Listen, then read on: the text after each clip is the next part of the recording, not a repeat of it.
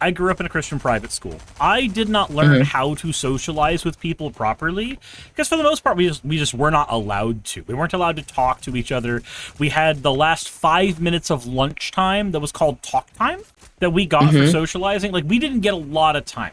So I learned how to socialize with people in 2 places. I learned in the trading card shop, and I learned with online MMOs. A kid that I met in middle school played RuneScape. He wanted to introduce me to RuneScape.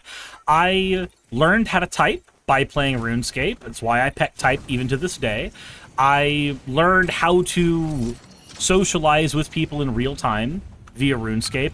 I learned how to make deals with people via RuneScape. Like, I learned a lot of, like, basic social shit that I probably should have learned in school on RuneScape.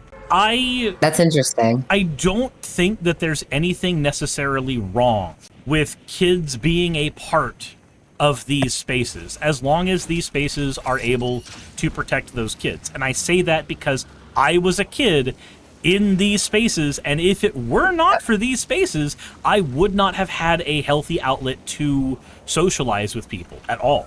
I still have friends who are friends that I've talked to on Facebook, friends I've talked to on Discord, who are people I met from my time on RuneScape and my time on World of Warcraft, all of which were habits that I started when I was a child. Like, I was, 12 years old when I started RuneScape and 13 or 14 when I started WoW? Like, all of that is stuff that I did really, really, really, really young. And I don't think there was anything necessarily wrong with that. I think that actively that helped me. Like, I learned a lot about team communication by playing in a guild on World of Warcraft. That's, like, I learned those skills there better than I did at school, because at school, being an overweight kid, anytime that we would have, like, a group team activity, I just had to deal with being picked last and just not having a great time because I was always feeling horrible. And if I accomplished anything on that field, nobody would believe me after the fact because I was the overweight, dumb kid. Yeah. I mean, from my side of things, I was homeschooled and stuff. So, like, I had to do a lot of my social engagement online. Of course, I didn't play, World of Warcraft or whatever, but I did play an MMO. But yeah, like, it was one of the ways that I communicated with people at the time. Lexi asks, do you think that others in your school who didn't have RuneScape and are way behind you in terms of communication and life skills? So I don't think that that's a fair measuring device. I don't, because the argument is not, I played online games and therefore became better at these things than my peers. The argument is, I failed at learning these things in the environment that I was traditionally supposed to learn them in, but I succeeded at learning these things in a video game environment and in a card game environment. I learned these things in those environments. And a lot of that, I'm going to be honest. So yeah, my point isn't that I did better than my peers because of this. My point is that I failed at these things in the traditional environments, and then did not fail at them to the same degree when I was able to do them in the environment of a video game. Yep. And not just in a video game, card games too. Like, playing Yu-Gi-Oh! And playing Magic the Gathering as a kid did a ton to help me learn how to socialize with people, and in particular, socialize with adults. I was able to exist in an environment alongside adults as a 12 and 13-year-old, such that there were certain behaviors that would have been considered perfectly normal for me to do as, like, an outbursty kid that I just did not engage in because I saw the way that I was treated by the adults around me when I acted that way, and then stopped those behaviors. And I have some evidence of that as well, because the last time that me and Saki were in Alabama, there was a player, Magic player, who was playing Modern up there at the tournament, who I played with when I was a kid, but he was in the Air Force as an adult when we played against each other in the tournaments over at home field in Pensacola. And we met up again, and we got to reminisce about, like, the good times we had when we were, younger, but those were times that I was 13, 14, 15 in a card shop, but I was learning how to be around adults in a way that was considered okay for me and those adults. Like, I think mixed spaces are perfectly fine. We just need to be better about policing those spaces. Oh, are we getting shot at? Sorry. Well, also to that question of like, do you feel as if you are like more, you are better with the social interactions or whatever, than, your peers or whatever? I kind of do feel like in a lot of cases, I was homeschooled, and a lot of people who were homeschooled had a lot of issues with social situations and engaging and stuff. And I do feel like I didn't have as much trouble because I was able to engage online and stuff. Lexi says, Lexi had two things. First one was, would it be fair to say that there weren't enough systems in place to help you get these skills otherwise? Sure, maybe, but I don't know how to properly answer that. I am getting shot at as well. Had to kill. All right. If the argument is going to be, because I feel like that's a way to lead into the follow-up of, well, then why don't we put those systems in place? For me, that system was in place. I had the ability to play on an MMORPG, and that helped me learn those skills. So, like, I got a system in place that helped me. As for the follow-up, who does the responsibility of policing mixed spaces fall to? So it falls on two people. It falls on or not two people, but two types of people. It falls on the community at large, and then it falls on the stewards of the community. So, as for the stewards of the community, I went to a card shop. The person who's responsible for policing that space, card shop owner. I played RuneScape. The people who are responsible for policing that space, largely the RuneScape moderation staff, Jagex. It is their responsibility to police those spaces. Once you create a space that can have a mixed group of people in it, it is your job to steward it. This is what we see when we look at forums. People do need to be able to steward those things because, like with bringing minority groups into a mixed person space, when you do, if you do not make an active effort to filter out people who would say things against those minority groups, you eventually lose the minority groups in those spaces. This is why you get like the free speech warriors who try to say, oh, well, it should be okay for somebody to say Nazi stuff in a space. Like, no, it shouldn't. That makes the people who the Nazis are against leave the space because it's not safe for them. Likewise with kids. If you're gonna have an area that has adults and kids playing together, you need to have a way to police that space and make sure that uncouth, untoward behavior cannot happen in those spaces. I also have a little bit of an aside to go on with this, but in general, I think that, like, in order to keep kids safe in these spaces, like, yes, people who are responsible for the spaces and stuff need to create an environment in which, kids can do so safely. But also, we need to have it where that, basic cybersecurity stuff and, internet safety is shit that's more taught in schools. Yeah. Yeah, I know it used to be, but I've had a lot of people say that they just didn't really get that much, And I mean, I didn't get it either because I was homeschooled, but... So, I think another thing that's not really talked about enough is the fact that I don't think we should have specifically children's spaces. I think when you have a specifically children's space, that invites predators to seek out that space. It's different than having an MMORPG that has a lot of people in it that happens to have kids playing. A Discord server that has a lot of people in it that happens to have kids there. Those are fine. But if you have a quote-quote kids space, I think that's almost always going to lead to some kind of predatory behavior. Granted, I do not know how to get out of this thing without causing it to crash. Right click. Oh, well, or too late for that. Fine. I grew up in the world of eSpin the Bottle. Now, for those who don't know, eSpin the Bottle was a dating site, one of the earliest dating websites, but it was for people 12 to 18. It was a dating website for kids. The first three girlfriends that I ever had were all met on eSpin the Bottle. They were from different high schools. One was in Milton, and two of them were in the city that I was in. I never had a bad experience as a result of that, but I don't think that space should have existed. As a kid, I used that space. As an adult, looking back on it, that space shouldn't have fucking existed. That was early internet without being safe at all. I don't think that was okay. But I know that when I was 15, I met my first girlfriend, who was 17, via one of those dating services. That's not fucking safe. Yeah, no, not at all. Makihimiko said, maybe I misheard the 12th part. No, you didn't. You did not mishear the 12th part. That was, like, it basically wanted you to be 13 years and higher, so 12 to 18, effectively. They wanted you to be within those age ranges.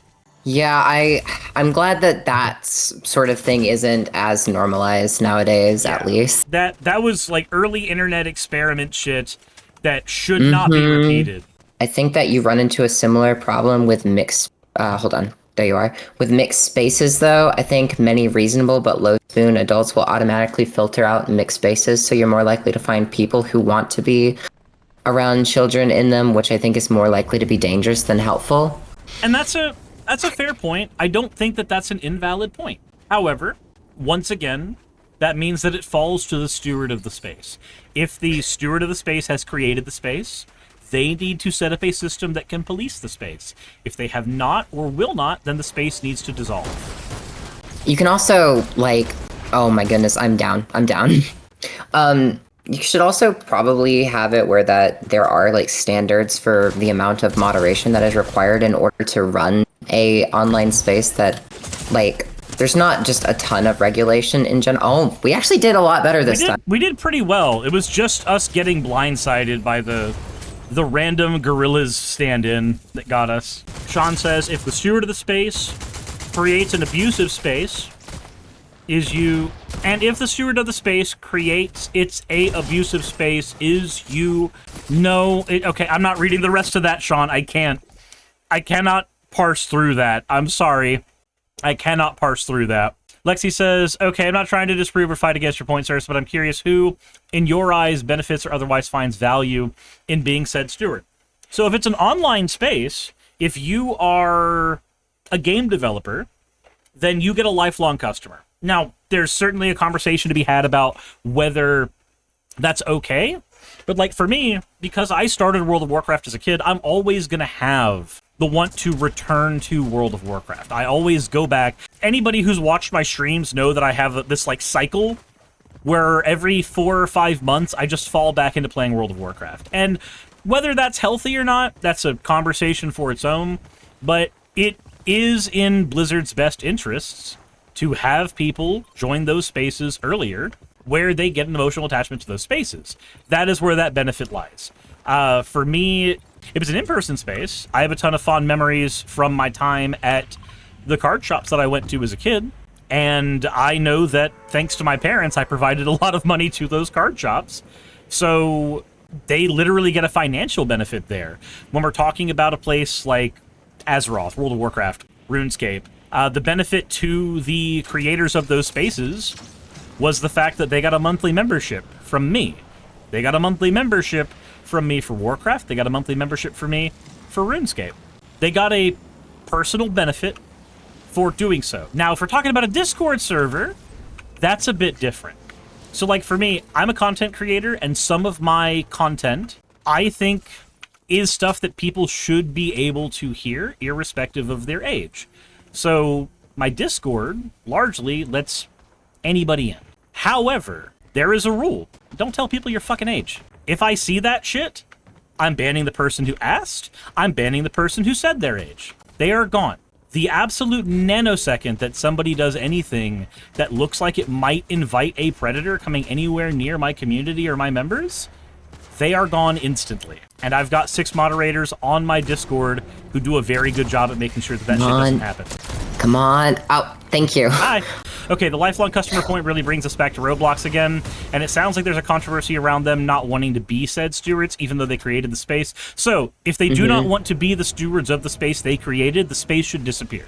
I have a ton of problems with Roblox already as a platform because they have a proprietary game engine software that people can learn, And when they use the proprietary software, when they use the proprietary code, they can create games in the Roblox engine that can only ever run on the Roblox platform. And when you do that, you are inviting people to learn a skill that can only ever work so long as they are in the honey box you created. I think that's fucking predatory on its own.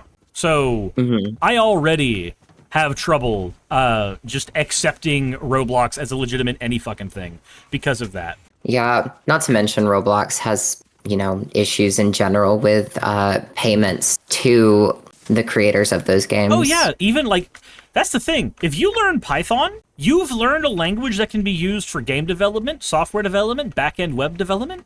You've learned a language that is a transferable skill for a billion different things. If you learn how to make things in Roblox, not only can you only make things in the Roblox platform, but you can't make money outside of Roblox. You become a part of the system, and that's just Borg shit. I'm gonna be perfectly honest. Yeah, it's I don't know. I've definitely seen stuff like this before in other games. Like, there's a game that I play actually, and nowadays it's mostly adults who end up playing it because it's just an old game.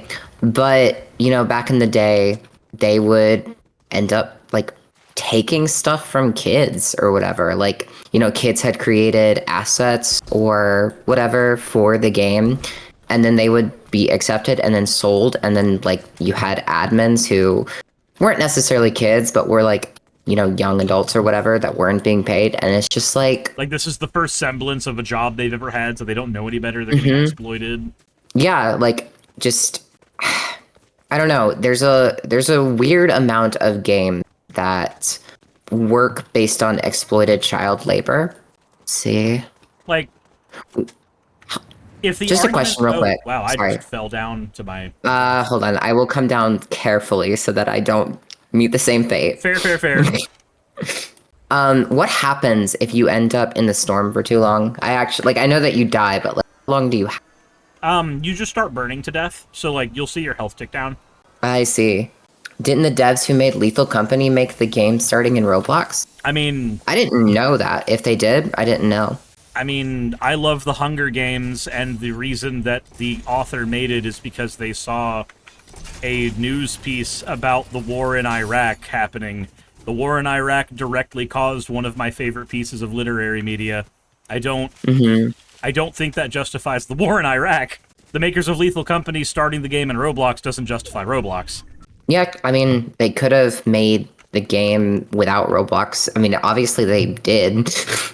Oh my god. Did you make the boobies bounce? I shot the statue forgetting that things bounce. Jiggle. Paige says, why would Hunger Games get inspired by the Iraq War and not the book and film adaptation of Battle Royale, which started the genre? So I can tell you exactly why I said the words I said.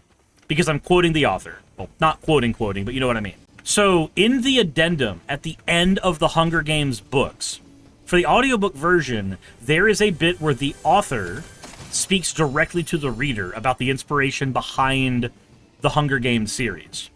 And I am going off of what the author said was one of her inspirations for the series. Literally woke up late at night to a 12 in the morning news broadcast about the war in Iraq.